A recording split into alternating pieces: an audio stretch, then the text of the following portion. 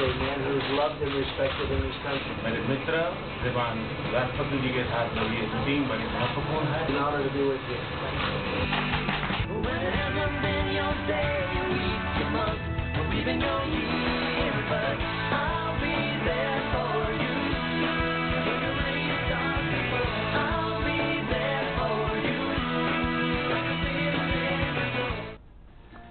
That's right. India and the United States have rediscovered their friendship. New Delhi scored a big diplomatic victory in France today with Prime Minister Narendra Modi's firm assertion that there was no need for any intervention on bilateral issues with Pakistan. He said this in presence of US President Donald Trump. Trump had repeatedly spoken about his willingness to mediate on Kashmir, but today made it clear that he was more than confident India could handle its internal affairs. Lavina Tandon gets you our top focus tonight story from Biarritz in France. America puts its flip-flops to rest. Well, we spoke last night about Kashmir, and the Prime Minister really feels he has it under control. I know they speak with Pakistan, and I'm sure that they will be able to do something that will be very good. Donald Trump backs off from mediation between India and Pakistan over Jammu and Kashmir.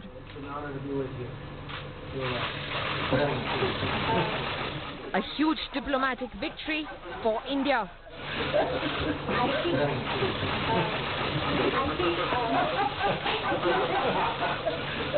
Bharat दुनिया का सबसे बड़ा लोकतंत्र देश है.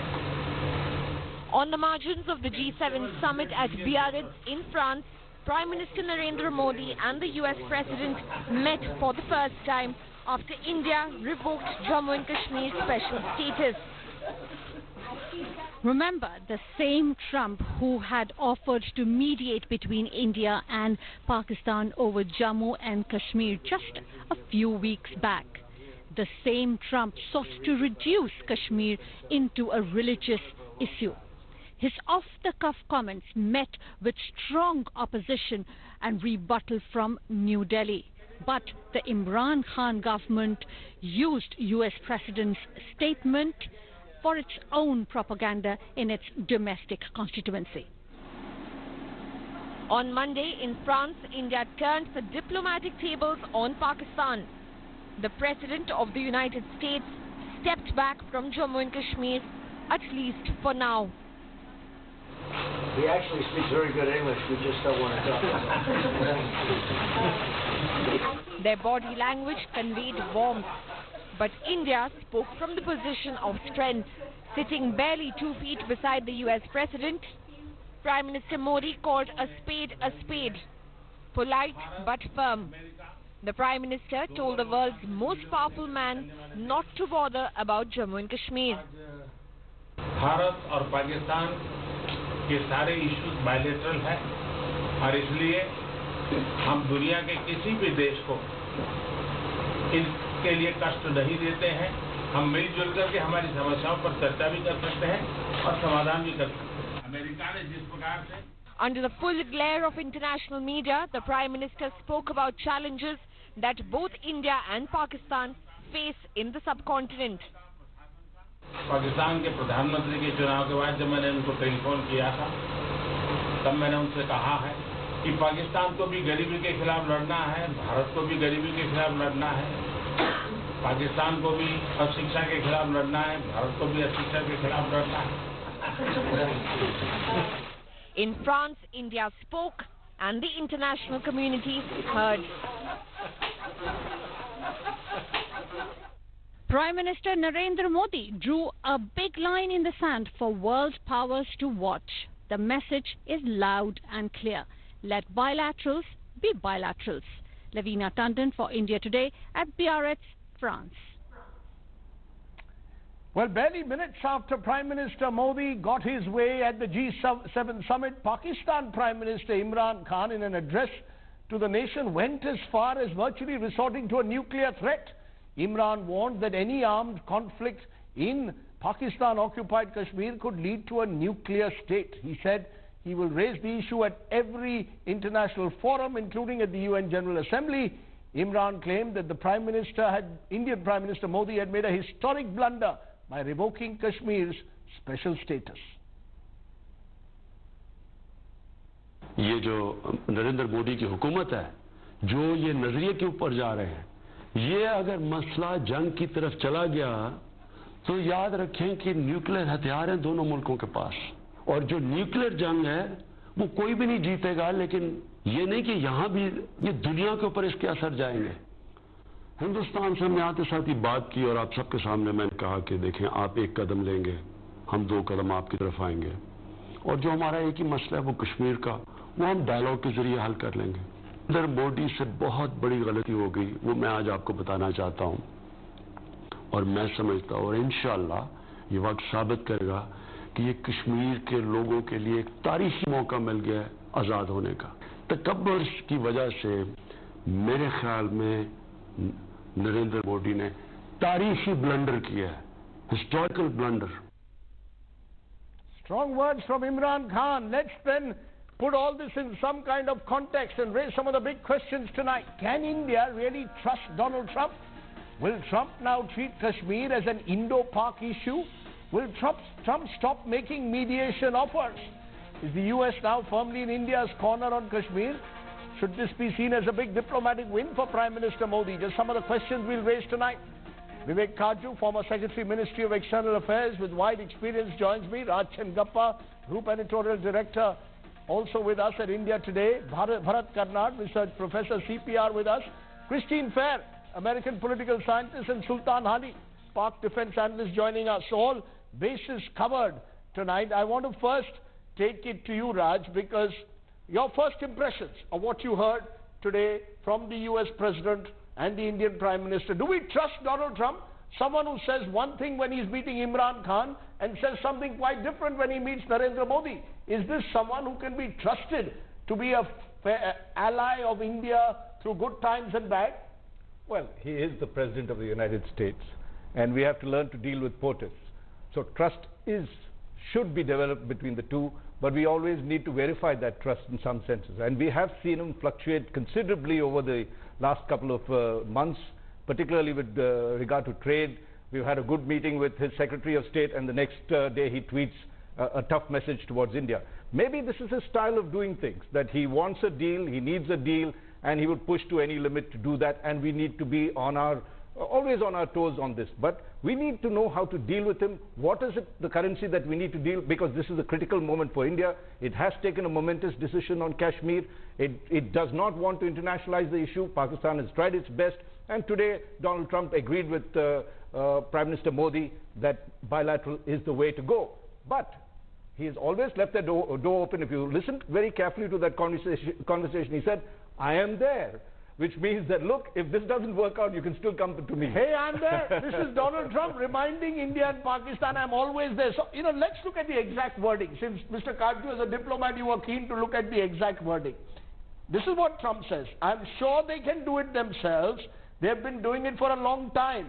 I'm sure that India will be able to do something that will be very good.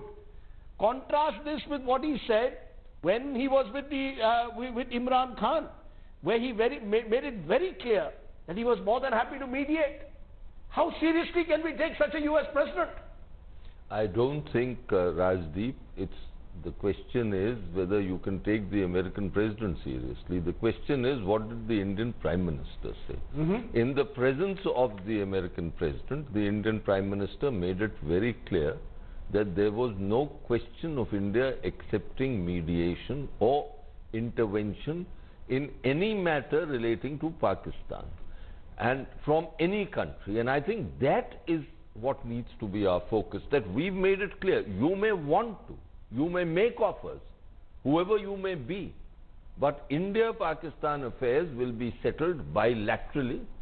That is what is the significant thing. It's not easy. No, we've drawn this line in the sand in the past. Let's be honest. Narendra Modi is not the first Indian Prime Minister to have said that. No, I'm not saying he is. It's not a line in the sand. He drew a line in granite today because no one else has said it in the presence of an American president right there, very politely, very civilly, but he told him, lay off. Okay, he told Mr. Modi told Trump to lay off. You agree with that? Bharat Karnad, is it as cut and dry as that? That we've drawn a line in granite, not just in sand today? On mediation. On mediation. Status of J&K. Well, look, the point is that Trump is enormously impulsive. Whatever he has heard out Modi today, and he may have agreed with it, but tomorrow he'll say something quite contrary, and we should be prepared for it. And I don't think we should overstate this friendliness and so on, these over gestures, hand slapping and so on. Because the problem is, it counts for very little in Trump's scheme of things. He's a transactional minded person, and he'll go to any extent to realize his goals. Insofar as he has held out the possibility that he'll still like to play the mediator, whether either party wants to or agrees to it or not, so you should be prepared for that kind of nuisance from the Washington end. But having said that, I think the Prime Minister was very categorical in rejecting any kind of outside intervention or interference in bilateral matters. And Mr. Modi has made quite clear that Kashmir is a purely bilateral issue in which India will not brook interference by America or any other party.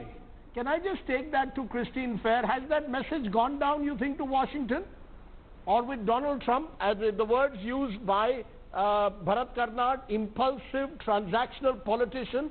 To that extent, what he says today, he may say something tomorrow. Do you think Prime Minister Modi's words will go down strongly with the American establishment? So there's the American establishment, and by establishment, you mean career diplomats, career defense officials, career intelligence officials, who understand that this has been India's position forever, and who were embarrassed and gobsmacked by what Trump said in the presence of Imran Khan. This is not news to them. This is something that they've known all along, and I'm sure there's been an effort to try to educate our ignoramus president on this issue. But if you think that what Trump said today is going to be a predictor of what he will or won't say tomorrow, you would be mistaken. Trump plays to different audiences, and what I think is remarkable is that there's rarely any sort of accountability for that. And so what I actually think is kind of interesting is that I think India is realizing what it's like to be an American. We wake up every single day and we see him lying through his teeth. You guys were startled that he lied when he said that Modi had asked him to intervene. And at the point when Indians were being so charming about this, I think his lie count was well in excess of 11,000 since taking office, right? So whether or not this is not a line anywhere. I mean, as far as I'm concerned, it could be a line in Panir, because when it comes to Trump, this doesn't matter. But I think you guys are also missing the larger point. There is never going to be mediation in Kashmir, right? So whether he says it or he doesn't say it, it's irrelevant. But the bigger point is this. Between now and 2020, Pakistan holds the trump card, right? Trump wants out of Afghanistan. This has been one of his election promises. Trump is like Modi in this regard. He privileges making good on his campaign promises. And the one thing that he said in Washington, D.C., which I'm really surprised Indian analysts didn't pick up on more, because I think that everyone was so outraged over the mediation comment, was that he said that Pakistan is the key to extricating the United States from Afghanistan. Now, you tie this with Imran Khan brandishing nuclear threats. What basically this says to me is that between now and 2020, Pakistan is going to be feeling its oats. It is going to be trying to see what is India's red line. And if I were Pakistan, and by the way, Imran is not the relevant person here, right? It's the army chief. I don't know why people keep pretending he's important. He's the mayor of F7. And maybe not even that. The real issue here is whether or not Pakistan thinks that if it conducts some kind of terrorist attack, either in Kashmir or beyond Kashmir, and we can talk about how it can calibrate the potential attack, is President Trump going to say to India, as Americans did in the past, with the exception of the last term of Obama, you need to calm down, don't escalate, basically fuck this up?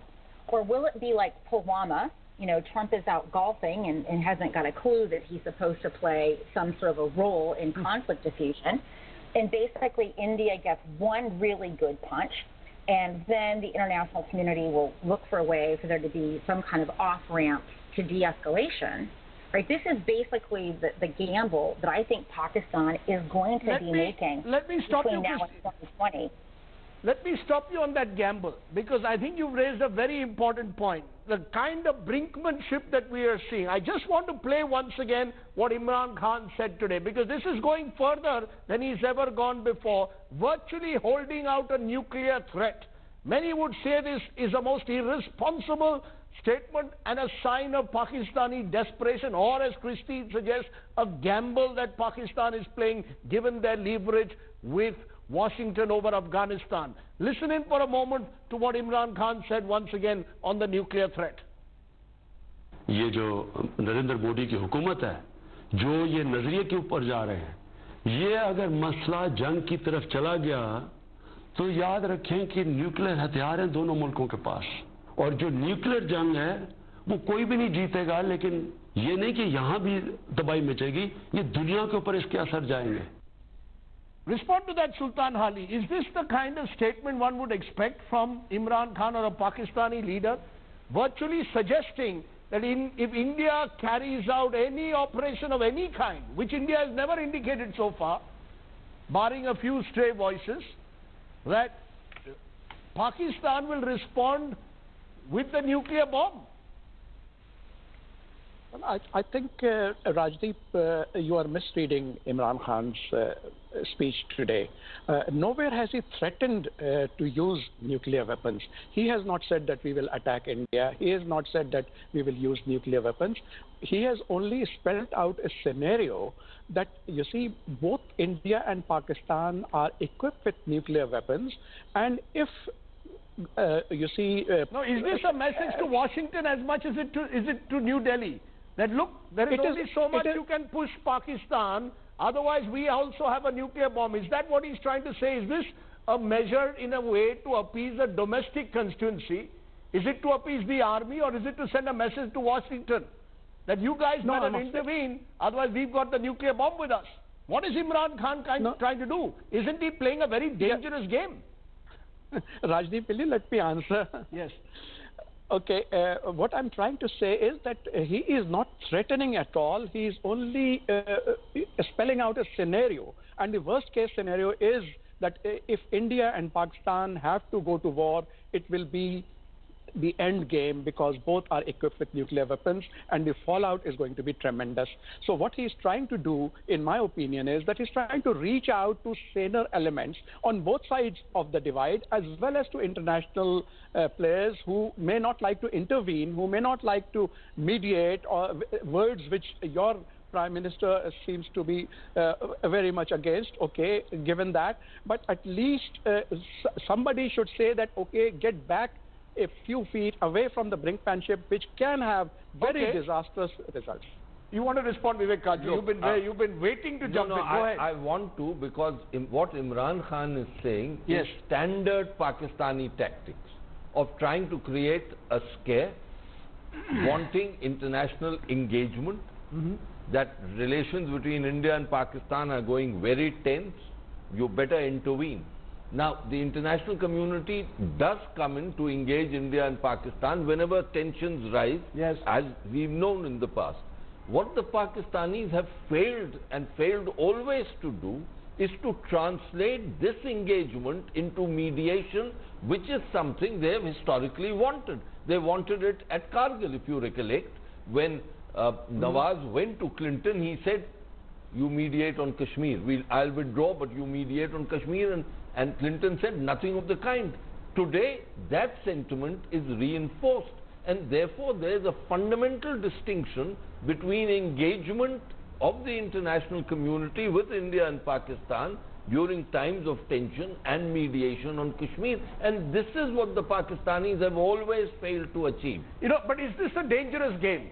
which can spiral out of control, given the pressures that Imran and the Pakistan army will face, given the fact that at the end of the day, India has changed the situation on the ground in Kashmir by withdrawing Article 370. Effectively now, Pakistan believes that they are pushed into a corner, they need to respond. Is this going to be a dangerous game that we are going to see playing out, Raj? Well, any potential conflict with India and Pakistan is dangerous. Ambassador Kajju does know that there was signaling happening during Kargil war about the our nuclear capabilities. In fact, one of the first things that President Clinton said when he met Nawaz Sharif is, do you want a nuclear war? Yes. So I think Pakistan also knows its history and the fact that we cannot say that this is just grandstanding. Of course, there's a lot of that. I think Imran had about 3 or 4 messages that he was doing. One, clearly Pakistan was caught off guard with Mr. Modi's move and the Modi government's move to abrogate 370 and do the decisive step that he took in Kashmir. He had to respond. So domestically, he has to whip up the sentiment that is there. So he makes that speech that will come out and every day or something have 20 minutes of silence and stuff. Every Friday, 20 minutes of silence correct. on Kashmir. Yes. Then he talks about the threat of nuclear war or whatever with India. And then he addresses the Kashmir audience as well by saying that I'm with you, we have not lost support, and we are right behind you if nobody else is. He then throws this other card in, which is, I think if you noticed, he communalized the entire issue. He raised it not as a Modi government making an act, but the RSS and the Hindu majority. Now, I think this is what Pakistan is trying to push, because nowhere in the Modi government's entire movement has that been ever brought up. This has been an outstanding issue. We have dealt with Kashmir. The Modi government has had an alliance with the PDP. And him trying to then communalize this issue is a way of spurring this debate. Isn't there an inevitability about it, Raj? The very fact what India did, we knew somewhere this issue could get internationalized. I mean, in a way, the positive is obviously that you changed the status quo on the ground, but the manner in which you've done it allows scope for internationalization. Yeah, but while I agree with Christine, right, that particularly the timing, given that Afghanistan is such a major issue for Trump. Yeah, I agree with Christine that Pakistan has a plus when it comes to the US and Afghanistan. But look at the negatives Pakistan has. It is already in trouble with the Financial Action Task Force on terror. Its economy is in a shambles. The Imran Khan's credibility is incredibly low because just now his army chief has been given a 3-year extension. Yes. So we know who the real boss is. Now, if Pakistan tried to look at the predicament they have. If they, militarily right now, don't expect them to do anything. They'll be stupid if they did it, lunatic to do it. They would try to engineer a terror attack. Even that will work adversely against them because they will lose international sympathy. And let's not forget, India's action in terms of terror, given the fact that we did a surgical strike in Uri, given the fact that we did Balakot by, going straight into deep inside Pakistan airspace and doing the bombing, India's reaction is no more predictable. So in that sense, they are, as you rightly put it, caught in a corner. They're trying to come out of it, trying to internationalize it. They have. Let's not, it is going to be a long haul. Let us not, take every step by step. We have to look. We have, today was an important day. But let's not forget, it is still a long battle on this. But Bharat, Karnad, in that sense, are there 3 on the table now? Whether we like it or not, India, Pakistan and America are on this table. Today the Prime Minister has made it clear it's bilateral. As Raj reminded us, the President of the United States has always said, I'm there. And we are going to have to deal with this now very, very carefully. If the situation spirals out of control, God forbid, in the Kashmir Valley, then it gives the United States and Pakistan even greater leverage. Is that the danger that we are? That this is now a risky situation. We won the day today, but it is a risky situation we find ourselves in. Or a tricky situation. No, not at all. No, not at all. I think the Indian government has to be very clear as to who has the leverage in this situation. Afghanistan is a sideshow to the larger Indo-Pacific scenario where the US wants India to be in the front line against China. So do you think in the larger scheme of things Afghanistan perhaps has tactical importance for the US today? but in a strategic sense, China is the greater enemy and the common enemy. And I don't think if we used our leverage, that America will be able to push us very much on Kashmir. And the other thing, may I just mention, Yes. I think Indian commentators and analysts are pretty free in talking about nuclear flashpoint in a sense, confirming the Pakistani viewpoint of Kashmir as a nuclear flashpoint. That's a whole lot of nonsense. Pakistan is a small little country on the flank. If you consider what is called the exchange ratio, the destruction cost to the destruction you are able to absorb, Yes. It has been gamed, quite seriously all over the world. You have the extinction of Pakistan vis-a-vis India losing 2 cities, really.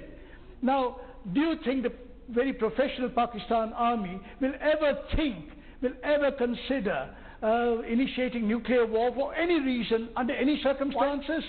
Absolutely not. Okay, So I think Indians should stop talking about this nonsense about nuclear thing and so on.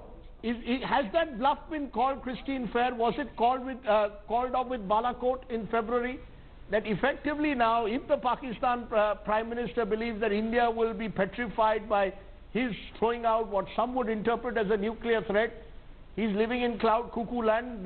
The ground realities have changed. Pakistan, as is being pointed out, is a country which finds itself pushed against the wall on the economy, with the FATF regulations coming up in October. No, it's a short answer. I think this is something that India would like to believe, but I can tell you as an international observer and someone who's very critical of Pakistan and someone who wishes India well in its defense modernization, many of the outright bogus claims that India made about Balakot really undermined its credibility. So ultimately, I don't think that Pakistan was made to suffer in the way in which India claims. And I think this idea that there was an F-16 that was shot down that's been circulating around India, there's absolutely no evidence for that, no evidence for 300 people being killed or what have you. So I think there's actually an asymmetry between what Indians think happened, between what India thinks it delivered to Pakistan by way of a punishing cost, and what actually happened. So I think what's going to happen the next time there is another terrorist attack, there's going to be a demand to outdo what happened at Pulwama, when in fact not all that much happened at Pulwama, and Pakistan knows this. So this, to me, is the most dangerous aspect of the potential conflict escalation, is this asymmetry between what Indians believe happened and what actually did happen. And when you have a country like India, where this prime minister cares very much what Indians think, popular perception perhaps matters more than facts. Popular perception matters more than facts. That's Christine Fair virtually questioning what happened in Balakot, suggesting that India has not been able to send out the kind of tough message that Islamabad should be wary of. And now you've got Pakistan, because it's Kashmir, they have to respond. No, what was the message, Rajdeep, that we sent across in Balakot? That we reserve the right to use kinetic force after an unacceptable terrorist attack. Right. That was the message that was sent through the surgical strikes. It was reinforced here. What happened on the ground, there may be a question of debate. But the message was unmistakable. Now, the Pakistanis have always held that if you resort to kinetic action, it can escalate, and that is precisely what Imran Khan was saying today.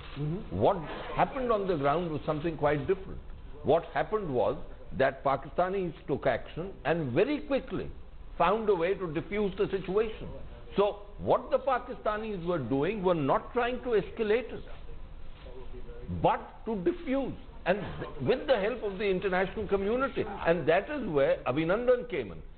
The important message that we've sent across is this, and I think it's a very profound message, was the right to take kinetic action, something we had refrained from doing, Rajdeep, for 30 years. I And think- the Pakistanis should take note of that. And that didn't lead to any kind of escalation, but to diffusion. You know, the fact is, Sultan Ali, should Pakistan's attention be on the economy? I rarely hear Imran Khan speak, with the same passion about the economy. At the moment, your economy really is where your crisis is. Let India handle Kashmir. Let Pakistan handle the economy. Does that make sense to you? Well, Rajdeep, our economy, unfortunately, is our internal matter. But listen to me. One news which is breaking out today in Pakistan is that 340 cadres of RSS have been dressed in Indian Army uniform and set loose in Indian-occupied Kashmir to wreak havoc under the Armed Forces Special Power. This is the breaking news here in Pakistan today. This is the problem. Don't go by the news. Don't go by what your news channels tell you. I'm not even saying go by most Indian news channels. We are playing comparative nationalism. So please don't go by what comes on Pakistani news channels. Mr. Ali, there is no truth to that story. Trust me. But you see, if you have a curfew clamped in Kashmir for the last 22 days and a news blockout, information blockout, then this kind of stories, they gain credence. Raj, why don't you respond? Because somewhere, this is the fear. At the end of the day, we can tell Mr. Trump to stay away. We can tell Imran to buzz off. But we have to also resolve what's happening in the valley. It's more than 3 weeks. Farooq Abdullah is still under house arrest. Omar Abdullah Mehbooba Mufti is still in custody. Opposition delegation seeks to go to Kashmir, not allowed to go beyond Srinagar airport. Mobile lines still not restored. We haven't got Kashmir under control. Till we get the valley under control, we run the risk of the Imrans and the Trumps of the world trying to put their foot in. Let's not also forget, Rajdeep, that in the last 20 days or so, that this has been, August 5th for the decision, there has not been the kind of violence or the outbreak of protest that we saw, as we saw when Burhan Wani was killed. If you recall at that time... That's because there's a huge security presence. No. How are we to know that the situation is normal? I'm making a point. Yes. That despite the fact, after that, they locked down everything, internet was cut off, there was a, enormous amount of force, and yet people came out spontaneously at that time, close to 30,000 to 50,000. I don't think a lockdown, security presence has dissuaded Kashmiris from coming out and protesting in the past. You haven't seen this. I've been there to Srinagar yesterday and, just got back over there. There's not the kind of protest that you see. The government has admitted that there are about 130 protests that have happened, of not large numbers, and most of them were concentrated on Srinagar, about 70 of them. These were quickly dispersed, they didn't cause any deaths, and so far, barring what you reported, one death because of stoning, but not because of security forces' action on this matter. So far the government has handled it well and has been able to do it. It is a momentous decision. It is a tough call, and we know the kind of stuff that happens. Not that I'm advocating that we shouldn't have a lot more information. That's not my point. The government assesses its security, but you're right. After it has taken the necessary precautions so that we do not have a lot of killings that happened as we have seen in the past, it is time that the government starts moving towards normalcy. And that is critical because you've got to, at the end of the day, assure the international community that they're not looking at it as a territorial issue, because as Foreign Minister Jaishankar very correctly said, we haven't altered the international boundaries. What they will try and kick up, I would gather, is the human rights angle of it. And there you have to play with great caution on this matter and demonstrate to the international community that these constraints were necessary to keep the law and order.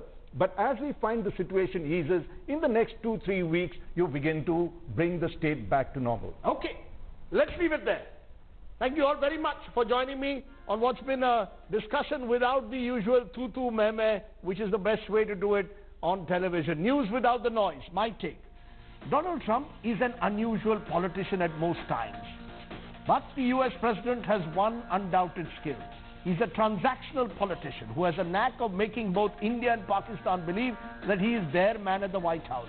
So when Imran Khan was in Washington, Trump spoke the language of US mediation on Kashmir. Now when Narendra Modi meets him at G7, Trump remembers that Kashmir is a bilateral issue, which is why the Indian Prime Minister should be a little wary of Trump's overtures.